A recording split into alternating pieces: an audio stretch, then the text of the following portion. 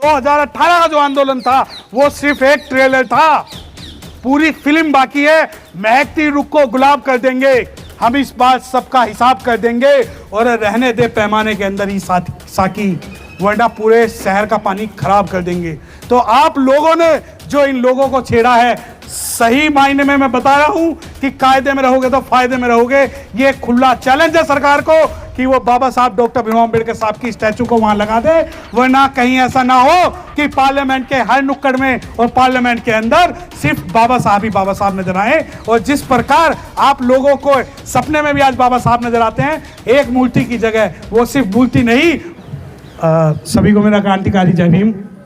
जैसा कि आप सभी लोग जानते हैं कि आज की जो ये सभा है वो इसलिए बुलाई गई है कि पार्लियामेंट के अंदर से बाबा साहब डॉक्टर भीमराव अम्बेडकर साहब की स्टैचू हटा दी गई है। ये कोई छोटी मोटी घटना नहीं है।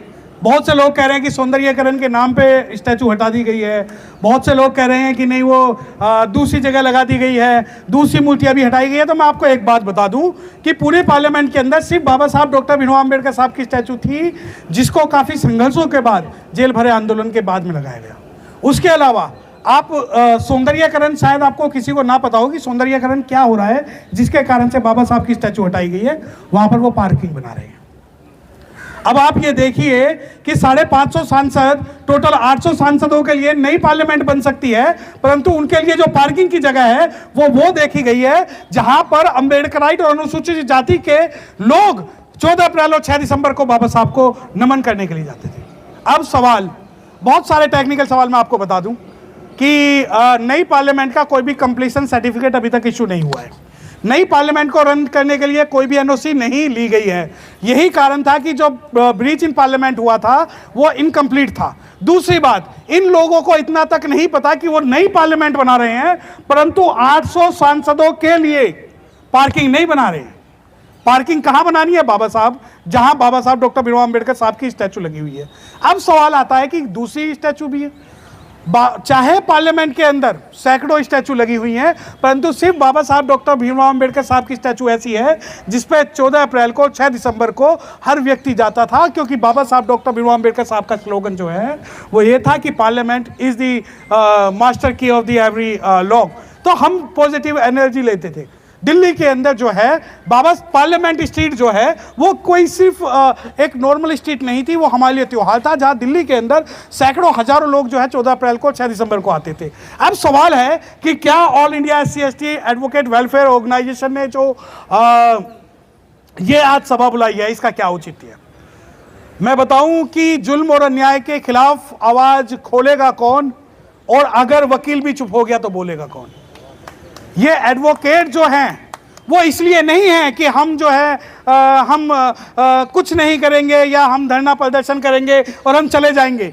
ये एडवोकेट इसलिए हैं कि समाज के अगर 10,000 भाई बहन होंगे तो उनके पीछे इस संगठन का या हमारे वकील बिरादरी में से एक भाई पूरे भारत में खड़ा हुआ मिलेगा।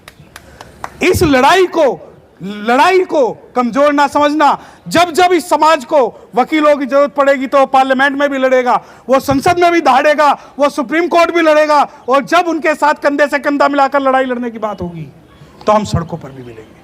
मैं बता दूं कि ये सिर्फ एक दुष्यंत की कविता है कि हो गई है पीर पर्वत सी पिघलनी चाहिए, कि हो गई है पीर पर्वत सी पिघलनी चाहिए, और आज इस हिमालय से गंगा निकलनी चाहिए, और आज ये दीवार पर्दों की तरह हिलने लगी।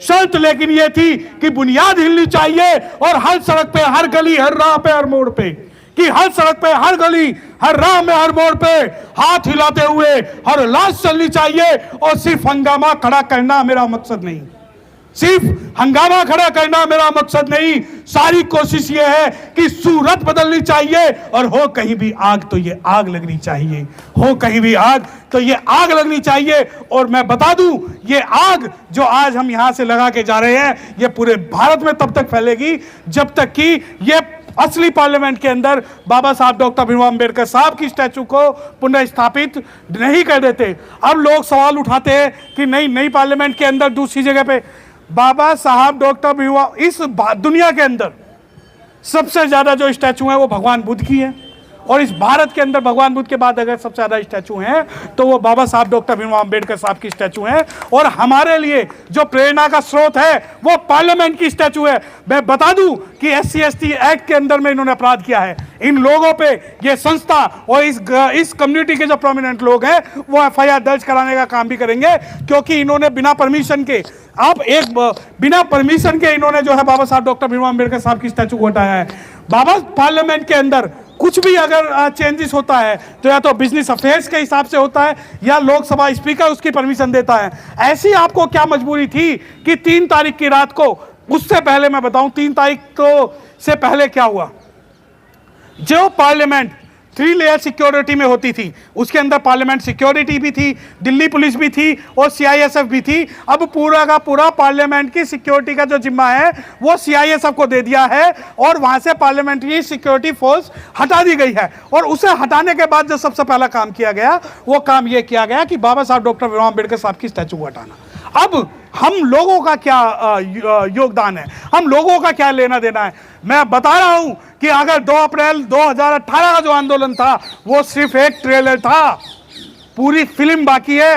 महकती रुख को गुलाब कर देंगे, हम इस बात सबका हिसाब कर देंगे और रहने दे पैमाने के अंदर ही साकी, वरना पूरे शहर का पानी खराब कर देंगे। तो आप लोगों ने जो इन लोगों को छेड़ा है, सही मायने में मैं बता रहा हूं कि कायदे में रहोगे तो फायदे में रहोगे। ये खुला चैलेंज है सरकार को कि वो बाबा साहब डॉक्टर भीमराव अंबेडकर साहब की स्टैचू को वहां लगा दे, वरना कहीं ऐसा ना हो कि पार्लियामेंट के हर नुक्कड़ में और पार्लियामेंट के अंदर सिर्फ बाबा साहब ही बाबा साहब नजर आए। और जिस प्रकार आप लोगों को सपने में भी आज बाबा साहब नजर आते हैं, एक मूर्ति की जगह वो सिर्फ मूर्ति नहीं, वो हमारा आत्मसम्मान है, वो हमारा स्वाभिमान है और उससे हम पॉजिटिव एनर्जी लेते हैं। और मैं बता दूं कि हम लोग समाज के साथ कंधे से कंधा मिलाकर खड़े हुए हैं और इस कानूनी लड़ाई को हम जब तक लड़ेंगे जब तक कि हम बाबा साहब डॉक्टर भीमराव अंबेडकर साहब की स्टैचू को पुनर्स्थापित नहीं कर देते। क्रांतिकारी जय भीम।